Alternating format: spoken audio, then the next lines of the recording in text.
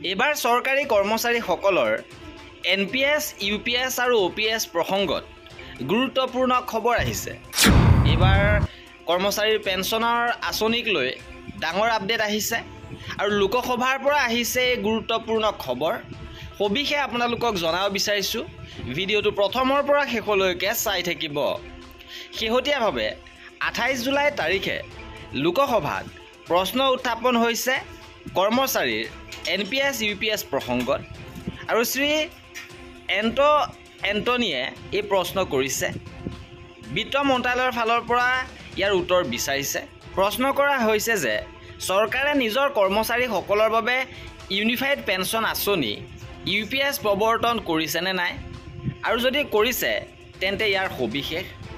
চৰকাৰে UPS বা NPSত যোগদান কৰাৰ বিকল্প দিয়া হৈছেনে নাই, যদি আছে তেন্তে ইয়াৰ সবিশেষ।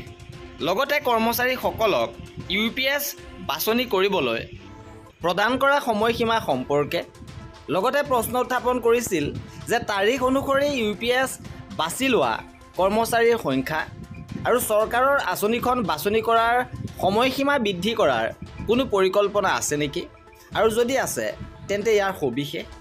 আৰু ইয়াৰ উত্তৰত বিত্ত বিভাগৰ ৰাজ্যিক মন্ত্ৰী পংকজ চৌধুৰীয়ে জনাইছে যে এৰ পৰা ইলৈকে কেন্দ্ৰীয় চৰকাৰ কৰ্মচাৰীসকলৰ বাবে ৰাষ্ট্ৰীয় পেঞ্চন ব্যৱস্থা NPSৰ অধীনত বিকল্প হিচাপে UPS প্ৰৱৰ্তন কৰা হৈছে, যাৰ উদ্দেশ্য হৈছে কৰ্মচাৰীসকলক নিশ্চিত পে আউট প্ৰদান কৰা।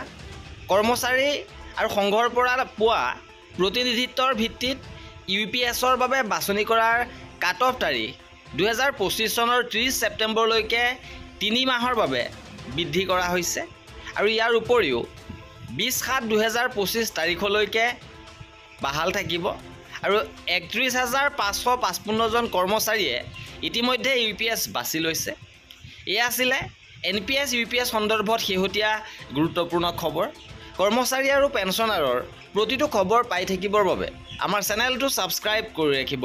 ভিডিঅ'টো শেষৰলৈকে চোৱাৰ বাবে বহুত ধন্যবাদ।